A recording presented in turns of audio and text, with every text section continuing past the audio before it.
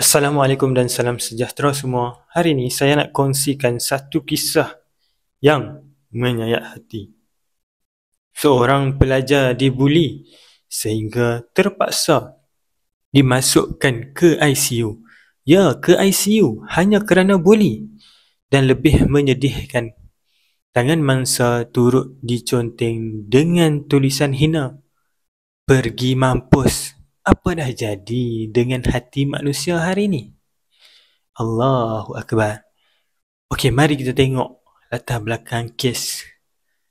Menurut laporan yang tular, mangsa seorang pelajar yang tidak berdaya melawan. Dia dipaksa makan makanan pedas keterlaluan hingga perutnya tak tahan dan akhirnya dikejarkan ke hospital. Bayangkan budak sekecil itu menderita hanya kerana nak puaskan nafsu ego dan ketawa beberapa orang pembuli. Ibunya sendiri mendakwa tangan anaknya diconteng dengan kata-kata kejam oleh pelaku pembuli. Pergi mampus, perkataan yang menusuk hati seorang ibu bila lihat di tangan anaknya sendiri. Inikah moral yang kita ajar dalam masyarakat kita? Na'udzubillah min zalik. Akhir zaman, ya Allah, ampunkan kami, ya Allah.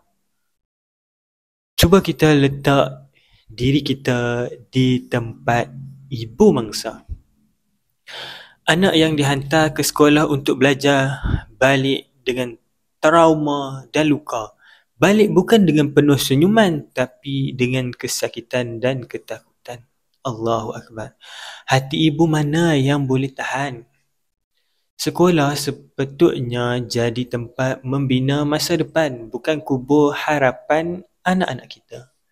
Bila buli berlaku, bukan saja tubuh yang cedera, tapi jiwa yang parah. Anak itu mungkin tak sama lagi selepas ini. Jadi korang rasa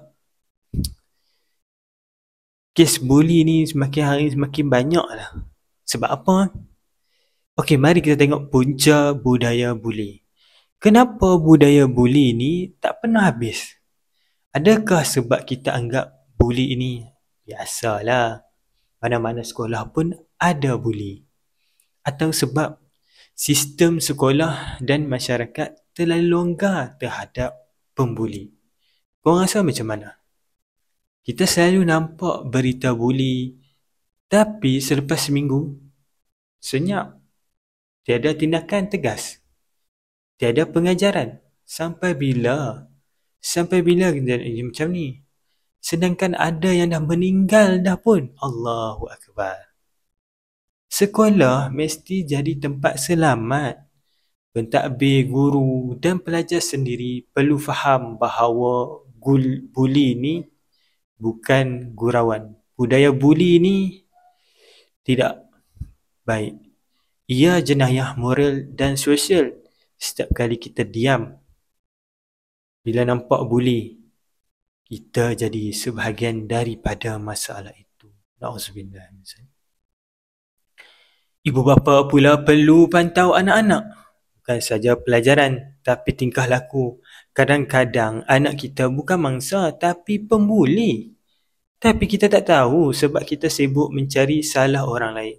Allahu Akbar. Itulah kita harga ni. Tunjuk orang tu salah, cari orang ni salah punya kesalahan. Allahu Akbar. Kesan jangka panjang. Anak yang dibuli boleh alami trauma seumur hidup. Rasa takut, rendah diri, hilang keyakinan. Ada sampai kemurungan, malah ada terfikir untuk bunuh diri. Na'udzubillah min zalik.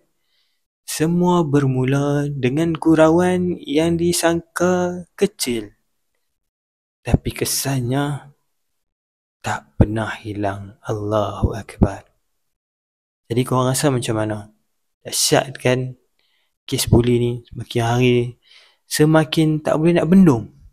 Mesti ada sesuatu perkara yang menyebabkan benda ni berlaku. Kepada pembuli, ingatlah, hari ni mungkin kau rasa berkuasa, tapi esok dunia boleh berbalik. Apa yang kau buat pada orang lain akan kembali pada kau dalam bentuk yang lebih pedih. Allahu Akbar. Na'udzubillah min zalik. Jangan jadi manusia yang hilang peri kemanusiaan. Kepada masyarakat, jangan normalisasi buli. Bila kita kata alah biasalah budak-budak, sebenarnya kita sedang menanam racun dalam generasi akan datang. Allahu Akbar. Kita ajar mereka menyakiti orang lain, itu tak apa. Sedangkan Nabi SAW bersabda, seorang Muslim itu tidak menyakiti Muslim yang lain dengan tangan atau lisannya. Allahu Akbar. Jadi, korang rasa macam mana? Kenapa banyak berlaku kes buli ni tak pernah nak selesai? Apa yang sepatutnya pihak kementerian, pihak kerajaan sekalipun, korang rasa kena buat apa? Tapi masalahnya, kalau nak kembalikan rotan, ada pula pihak yang kata, tak perlu rotan bukan solusi. Macam mana? Sedangkan rotan ni lah yang baginda Nabi SAW ajar. Kan suruh rotan anak kita bila masuk umur 7 tahun. Wallahu a'lam bissawab. Kan ajar dia solat. Kalau dia tak solat, kita rotan dia. Rotan bukanlah kita rotan tangan macam dekat penjara tu, sebatan. Itu penganiayaan. Itu adalah undang-undang manusia. Undang-undang Allah ni bukan kejam macam tu. Rotan sikit aja. Barulah budak sekolah hari ni tak melawan cakap, belajar adab, ajar mereka adab. Ajarkan mereka ada perkara yang boleh buat dan perkara yang tidak boleh buat. Do and don't. Itu yang sepatutnya kita ajar, bukannya kita sibuk nak jadikan sekolah kita, yang ni sekolah ini berprestasi tinggi, kena ambil SPM. Malulah kalau pelajar macam ni, sekolah ni berprestasi tinggi, kenalah ambil SPM. Adakah macam itu?